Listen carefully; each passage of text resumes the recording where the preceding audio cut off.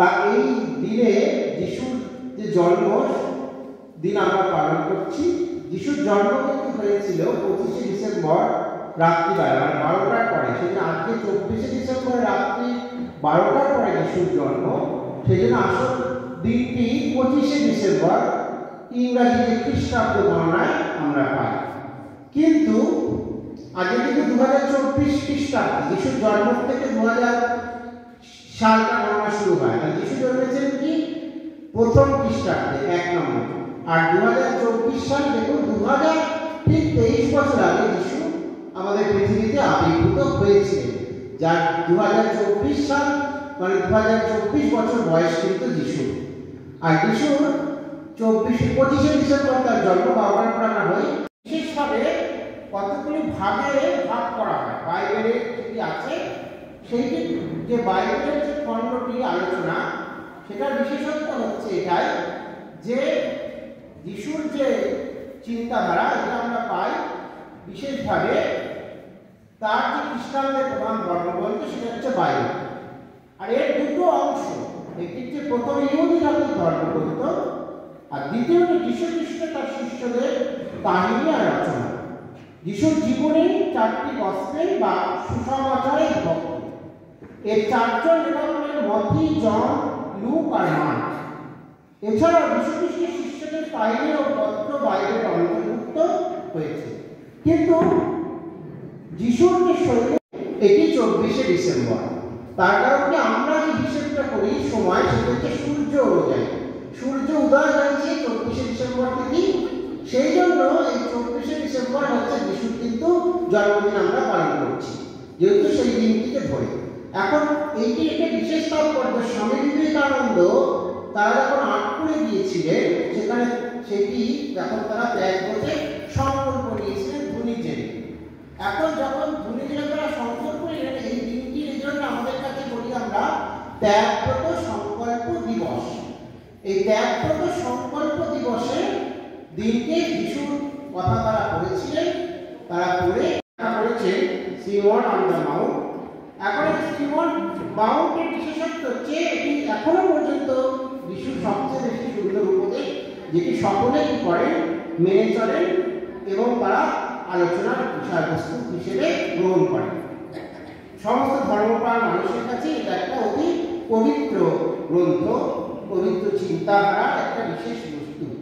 এখন যিশু তিনি একটি যখন জন্মগ্রহণ করেছেন, তিনি 12 বছর বয়স হয়েছেন, তখন জেরুজালেমে তার কথা শেষ হলে তিনি আবার সিমনকে বললেন নৌকা গভীর জলে নিয়ে গিয়ে আবার জাল ফেলেন। সিমন তাকে বললেন, প্রভু সারা রাত আমরা পরিশ্রম করেছি কিন্তু কিছুই ধরতে পারিনি, কেবল আপনার নামে আবার জাল ফেলেছি। আবার জাল ফেলতে এত মাছ উঠল যে জাল ছিঁড়ে যাওয়ার উপক্রম হল। এই দেখে সিমন পিতুর যিশুর পা দুখানি জড়িয়ে ধরলেন, প্রভু আমাকে আপনি ত্যাগ করুন। এটি খুব তার নিজের পাপ বোধ উৎপন্ন হয়েছে, তাকে ত্যাগ করতে বলছে। বস্তুতে এত মান ধরেছিলেন যে পিতর ও তার নাবিকেরা বিস্ময়ে অভিভূত হয়ে পড়েছিলেন। আর সিমনের অংশীদার ছিলেন জেলেদের 2 ছেলে, একজন হল ইয়াকব আর একজন হল যোহন।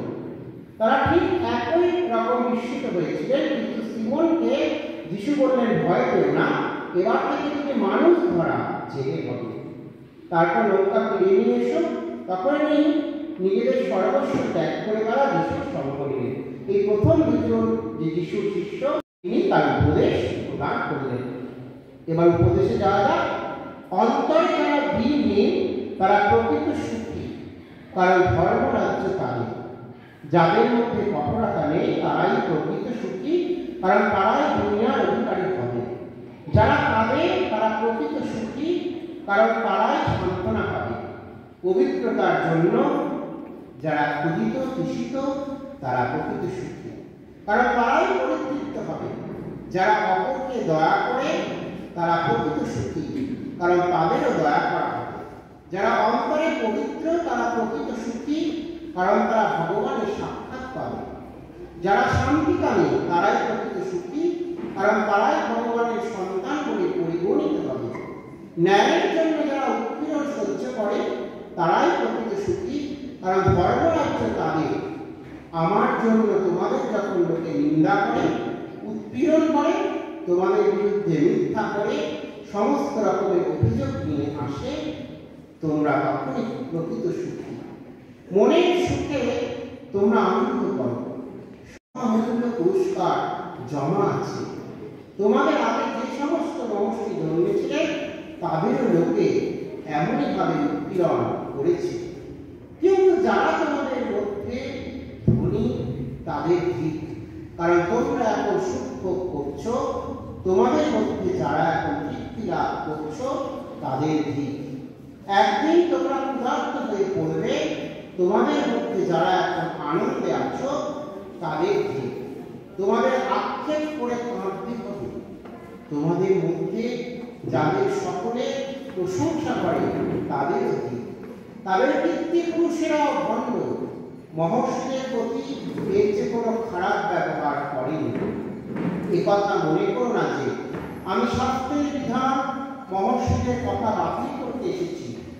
আমি তাদের শরীরে মেরেছি আহত, তাদের আমি পূর্ণ করতে এসেছি। আমার কথা বিশ্বাস করো। স্বর্গমর্ত লোক পেতে পারে, কিন্তু শাস্ত্রের বিন্দু বিসর্গ লোক পাবে না। সমস্তই পূর্ণ হবে। সুতরাং এই আদেশগুলি সে আদেশ ক্ষুদ্রতম আদেশগুলো যদি কেউ অমান্য করে এবং অপরকে যদি সে ওই কাজ করতে উপদেশ দেয়, তাহলে ভগবানের রাজ্যে তাকে ধন্য করা হবে না। কিন্তু এই আদেশগুলি পালন করে এবং এগুলি পালন করবার জন্য অন্য লোককেও যে উপদেশ দেয়, সেই ভগবানের রাজ্যে সবচেয়ে বড় বলে গণ্য হবে। তুমি তোমার প্রতিবাসীকে ভালোবাসো এবং শত্রু ছাড়া কাউকে হিংসা করো না। এই কথা শাস্ত্রে আছে, তোমরা জানো। কিন্তু আমি বলছি তোমার শত্রুদেরও ভালোবাসো। যারা তোমাদের হিংসা করে তাদের উপকার করতে চেষ্টা করো। যারা তোমাদের অপমান করে এবং তোমাদের অপর অত্যাচার করে তাদের জন্য প্রার্থনা করো। এইভাবে চললে তোমরা তোমাদের স্বর্গনিবাসী পিতার যোগ্য সন্তান হতে পারবে, কারণ তার আদেশে ভালো মন্দ সকলের উপর দৃষ্টি ধার্মিক অধার্মিক সকলের উপর সমানভাবে বর্ষিত হয়। যারা তোমাদের ভালোবাসে কেবল তাদের যদি তোমরা ভালোবাসো, তাহলে কি পুরস্কারের আশা করতে পারো? কর গ্রাহকেরা এই কাজ করে থাকে। যদি কেবল তোমার ভাইদেরই খাতির করো, তাহলে অপরের চেয়ে বেশি কি এমন হবে? বিজাতীয়রাও কি এইটুকু করে না? যারা তোমার উপকার করে কেবল তাদেরই যদি তুমি উপকার করো, তাহলে তোমার মূল্য কোথায়? পাপীরাও এইটুকু করে থাকে। যাদের কাছ থেকে ফিরে পাবে, যারা কেবল তাদেরই যদি ধার দাও, তাহলে তোমার মূল্য কোথায়? পাপীরাও পাপীদের ধার দেয় এবং সমস্তটাই ফিরে পায়। এ চলবে না। তোমার শত্রু যারা, তাদের ভালোবাসতে হবে এবং তাদের উপকার করতে হবে। ফিরে পাওয়ার আশা না রেখে এদেরই তোমাকে ধার দিতে হবে, তবেই তুমি বিপুল প্রতিদান পাবে। যিনি সব তোমাকে তার মতো উদার হতে হবে। তোমার স্বর্গবাসী পিতা যেরকম পূর্ণ এবং দয়ালু, তোমাকেও সেরকম পূর্ণ ও দয়ালু হতে হবে। সাবধান, লোককে দেখাবার জন্য সকলের সামনে ধর্মকর্ম করতে যেও না।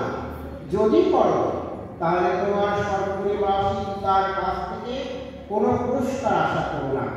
যখন ভিক্ষা দিতে যাবে, তখন অপর ব্যক্তিদের মতো যশ লাভ করবার জন্য ভিক্ষা দেবার আগে সমাজ ফিরে এবং রাজপথে ভাগ বাজিও না। আমার কথা বিশ্বাস করো, তারা তাদের পুরস্কার ইতিমধ্যে পেয়ে গেছে। তুমি যখন ভিক্ষা দিবে, তখন তোমার ডান হাত কি করছে, তোমার বাম হাত যেন তা না জানতে পারে। এইরকম গোপনে তোমাকে দান করতে হবে, তা সে কাজও দেখতে পায় এবং তিনি তোমাকে পুরস্কৃত করবেন। আমাকে যারা প্রভু প্রভু বলে, তাদের সকলের জন্য যে স্বর্গরাজ্যের প্রবেশদ্বার খোলা, যে ব্যক্তি আমার স্বর্গনিবাসী পিতার আদেশ পালন করে, সেই স্বর্গে প্রবেশ লাভ করবে। আমার এই আদেশগুলি যারা শুনে যায় এবং পালন করে, তারা পাথরের ভিত্তির ওপর যে লোকটি গৃহ নির্মাণ করেছিল তার মতো বুদ্ধিমান। বৃষ্টি পড়তে লাগলো, বন্যা শুরু হলো, ঝড় উঠে প্রচন্ডভাবে বাড়িটাকে আঘাত করলো। বাড়িটি কিন্তু ভেঙে পড়েনি, কারণ এ বাড়ি পাথরের ভিত্তির ওপর তৈরি হয়েছে। কিন্তু আমার এই উপদেশ যে শুনে যায় অথচ পালন করে না, সে যে লোকটি বাড়ির উপর গৃহ নির্মাণ করেছিল তার মতো বোকা। বৃষ্টিকে তার শৈল উপদেশ, এই সবচেয়ে যত উপদেশ আছে সবচেয়ে সর্বোচ্চ হচ্ছে যিশুর প্রেম, আশীর্বাদ। এটিকেই আমাদের পাথেয় করে